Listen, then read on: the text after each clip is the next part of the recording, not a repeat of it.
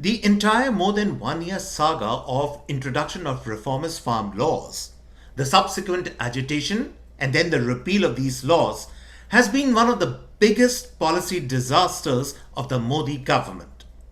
Not for the reasons the liberal left community is telling you, but for the simple reason that there has been a complete mismatch between noble intentions and the will to implement these laws on the ground.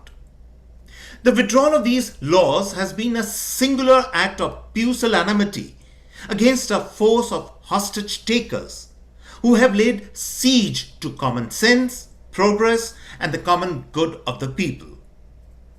It is the nihilistic triumph of shock and awe tactics never seen in independent India against democratic majority, sensible policy making, and the aspirations of the common man and the common farmer.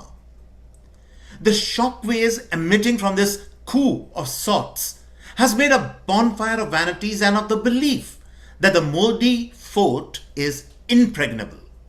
If anything, a deep residing structural intellectual defect has been exposed in this saga, and it portends disaster for the future.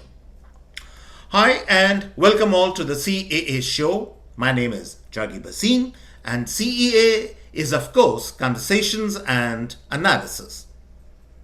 Now let me try and in simple point form tell you what went wrong with these farm laws from the very beginning. A case is being made by the liberal media that there was no consensus among the stakeholders when these laws were introduced. The laws were rushed through parliament without any meaningful debate. Let us understand what all this really means. Which stakeholders are we talking about?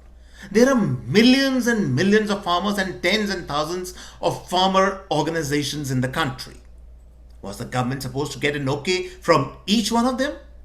Was the government first supposed to get a go-ahead approval from all opposition parties which not too far back in various capacities had been rooting for these very same farm laws? Was the government supposed to negotiate with the left and the rich, influential farm leaders like Tikayat before venturing out?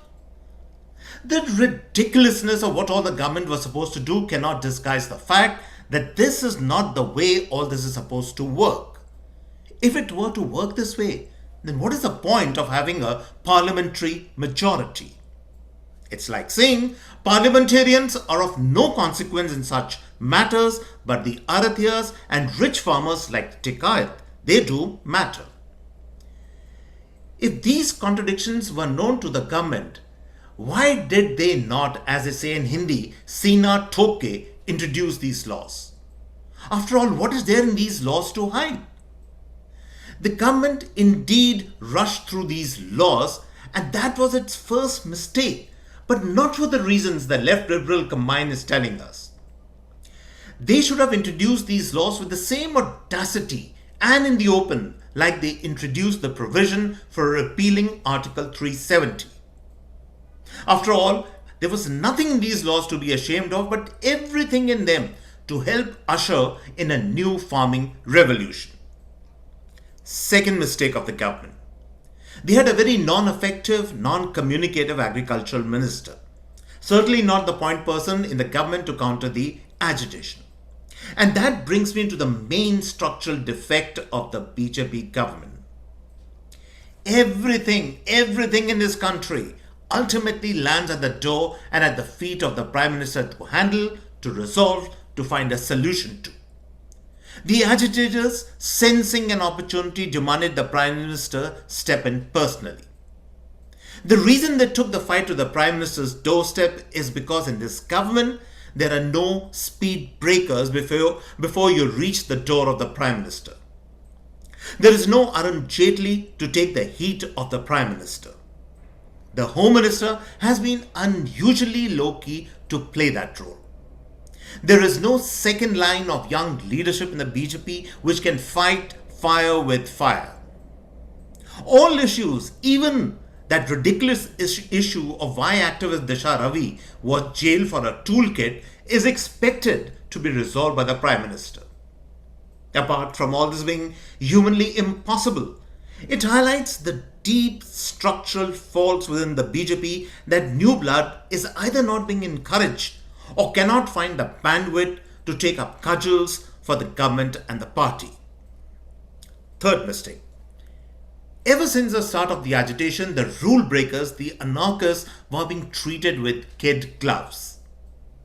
Every kind of conceivable law was broken by the agitators, and nothing was done to book them and stifle the agitation in its tracks.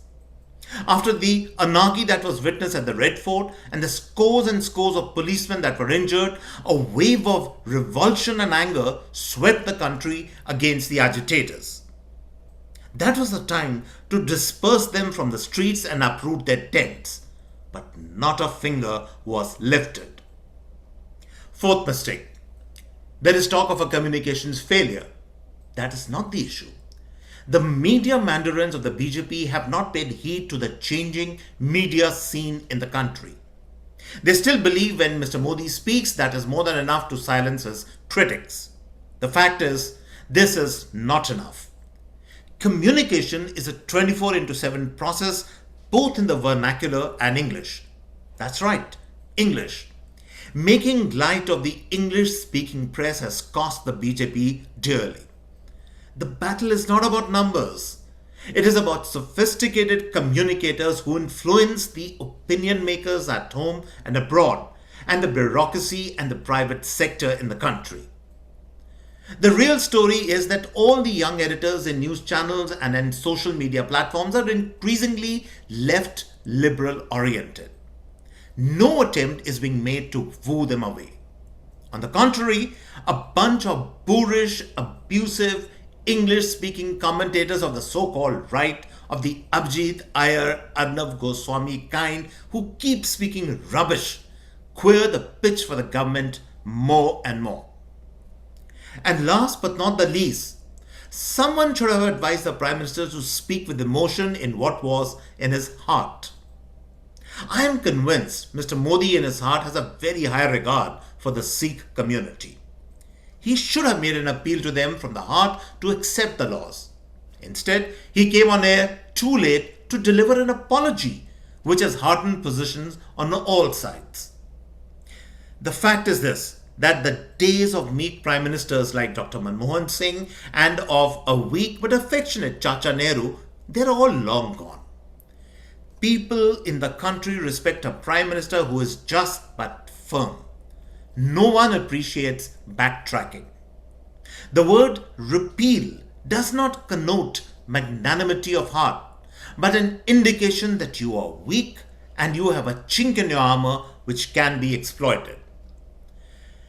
The repeal can become a reaping of an adverse political whirlwind if the BJP and this government don't watch out. You are elected for firm and just governance and not for delivering apologies. And on this note, it's goodbye from me and cheers for next time.